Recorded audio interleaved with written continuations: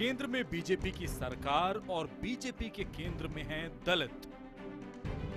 BJP की राजनीतिक धुरी इस वक्त दलितों के आसपास घूम रही है। ये तस्वीरें इसी बात की बानगी हैं।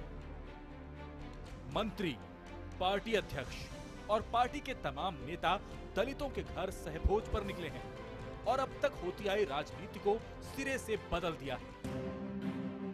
ईद बीत चुकी है। हर बरस रमजान के महीने में राजनीतिक पार्टियों के दफ्तर पर रोजेदारों की इफ्तार के दस्तरखान नजर आते थे, लेकिन इस बार ऐसा नहीं है। इफ्तार दावतें राजनीतिक पार्टियों का शगल रही हैं, लेकिन इस दौर की सबसे बड़ी पार्टी की राजनीति इफ्तार पॉलिसी से मुख्तलिफ रही है। 2014 में बीजेपी सत्ता में आई तो 7RCR, जिसे अब आप लोक कल्याण मार्ग के नाम से जानते हैं, वहां पर इफ्तार पार्टियां बंद कर दी गईं। बीते 2 साल से कांग्रेस दफ्तर में भी इफ्तार पार्टी नहीं दी गई है। अब बीजेपी नेता दलितों के घर में भोजन करते हुए नजर आते हैं। जाहिर है, इफ्तार पार्टी के जरिए मुस्लिम राजनीति को तरजीह देने के बजाय दलित राजनीति को तरजीह दी जा रही है। पूरी तरह बदल चुकी बीजेपी की राजनीति इस बात का संकेत है कि उनके लिए हिंदू वोट अहम है और उसमें भी दलित वोट, जो कि देश के ज्यादातर राज्यों में निर्णायक साबित होता है।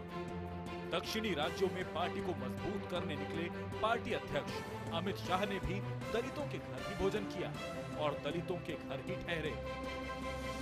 ये वही राजनीति है जो या तो धर्म के आधार पे होती थी या जाति के आधार पे होती थी।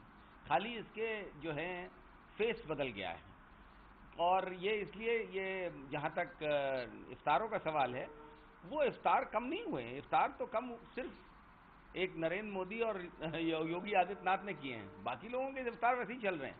लेकिन ये जो नया शुरू हुआ है कि दलितों का, हाँ, वजह इसकी सिर्फ ये है कि बीजेपी पावर में इतनी ज्यादा बहुमत के साथ आ गई है, जिसका एक अपनी ब्रांडिंग है कि वो हिंदुत्व के नाम पे जीती है और हिंदुत्व के नाम पे आगे बढ़ती है। बीजेपी भी रस्मी तौर पर ही सही इफ्तार से जुड़ी रही है, लेकिन दलित राजनीति पर शिफ्ट होने की शुरुआत 2014 से हुई और यहीं से इफ्तार दावतों से किनारा कर लिया गया। 2014 में बीजेपी नरेंद्र मोदी को चेहरा बनाकर प्रधानमंत्री चुनाव में उतरी थी, लेकिन मुस्लिम राजनीति करने वाली पार्टियों से लेकर मुस्लिम समाज में बड़े पैमाने पर उसका विरोध हो रहा था। फिर भी बीजेपी प्रचंड बहुमत से सत्ता में आई। नरेंद्र दामोदर दास मोदी। पॉलिटिक्स है, राजनीति है, वो मुसलमानों के बल पे सत्ता नहीं आएगी। बीजेपी ने उत्तर प्रदेश में भी, जहाँ के मुसलमान बहुत इंपॉर्टेंट होते थे, और बाकी देश में भी ये साबित कर दिया है कि बिना मुसलमानों के सपोर्ट के भी सत्ता पे हम रहेंगे और डंके की चोट रहेंगे। ये बीजेपी की वैचारिक जीत थी। जो सियासी पंडित कहते आए थे कि बिना मुस्लिम वोट के जीत मुश्किल है, उनके लिए बीजेपी ने एक मिसाल खड़ी कर दी। बीजेपी ने भले ही नारा सबका साथ सबका विकास का दिया, लेकिन फोकस बनाकर रखा दलितों पर। दक्षिण भारत में बीजेपी फिलहाल अपना जनाधार बढ़ाने की कोशिश में लगी है और वहां भी उसकी राजनीति के केंद्र में दलित ही हैं।